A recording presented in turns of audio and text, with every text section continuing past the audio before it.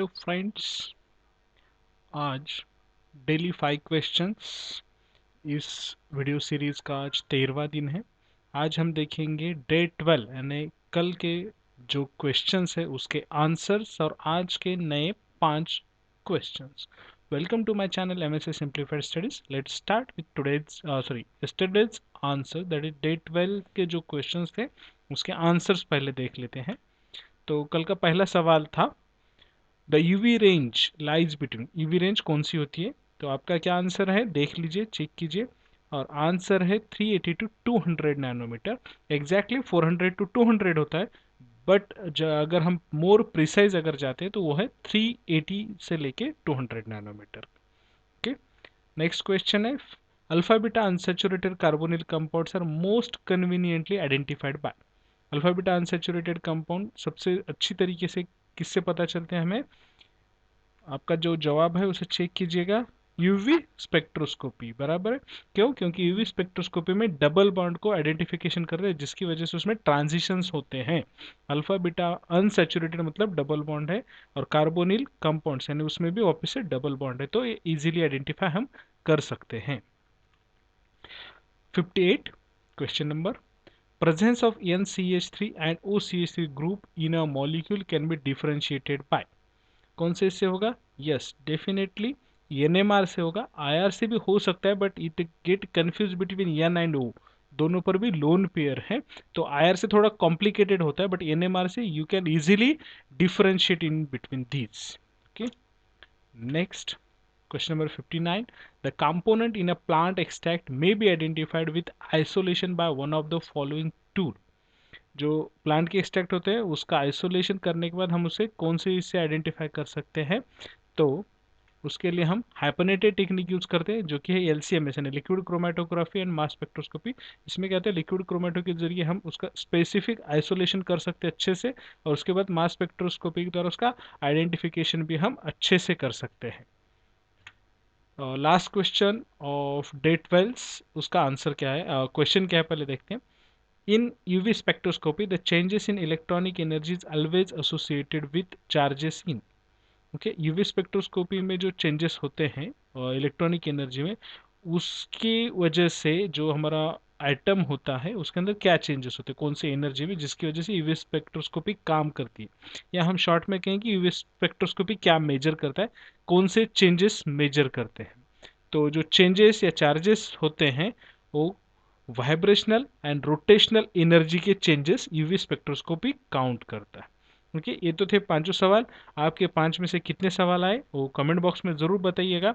और आज के सवाल हम देखते हैं। तो डे 13 आज के 5 सवाल। पहला सवाल है MAO is classified as an monoamine oxidase is classified as protein inhibitor, complexing agent, enzyme या हार्मोन। जस्ट बायोकेमिस्ट्री का क्वेश्चन है आज के सभी, तो उसको अच्छे से पढ़ लीजिए। MAO कौन से कैटेगरी में आता है, प्रोटीन इनहिबिटर है, कॉम्प्लेक्सिंग एजेंट है, एंजाइम है या हार्मोन है। Just do a study on this MAO and find out the answer. The conversion of an amino acid to sugar is the conversion of amino acid to sugar, यानी amino acid से हमें sugar चाहिए, तो हम कौन सी reaction follow करेंगे, hydrolysis, carboxylation, glycolysis या ग्लूकोजेनेसिस। ओके, तो इसमें से कौन सा रहेगा? बिल्कुल आपको इसको स्टडी करना है अच्छे से, अमाइनो एसिड का मेटाबॉलिज्म चेक करना है, उसमें से हमें शुगर कहाँ मिलती है ये फाइंड आउट करना है, और उसकी रिएक्शन कौन सी होगी। तो just do the study on this question and find out the answer. For correct answer हम देखेंगे कल के वीडियो में। अगला सवाल, which substance yields the largest number of calories per gram. जो हमारे बायोमोलिक्यूल्स है उसमें सबसे ज़्यादा एनर्जी हमें कहाँ से मिलती है per gram? Carbohydrates, proteins, minerals, fats. Okay, तो इसमें से फाइंड आउट कीजिए कि कौन हमें सबसे ज़्यादा एनर्जी देता है पर ग्राम के कंपैरिजन में। फाइंड आउट कीजिए और नोट डाउन कर रखिए इसका भी आंसर। अगला सवाल, question number 64, the lethal effect of CO यानी carbon monoxide is due to it's.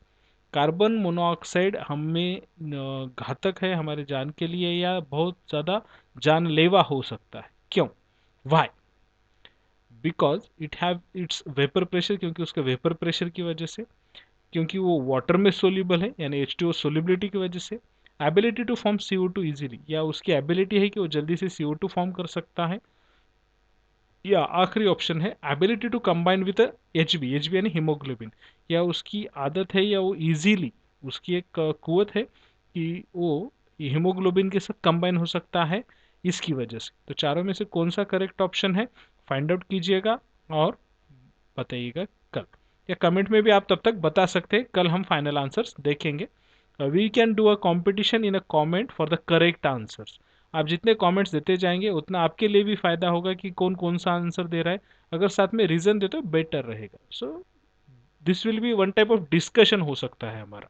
Okay, which ions are involve in uptake of renal stones. कौन से आयंस है जो कि रीनल स्टोन्स के अपटेक में इन्वॉल्व होते हैं। ओके, ऑप्शंस 1 है iron and cobalt, sodium and potassium, calcium and sodium, और आखिरी ऑप्शन है क्लोराइड एंड बाइकार्बोनेट। तो ये 5 सवाल हैं आज के।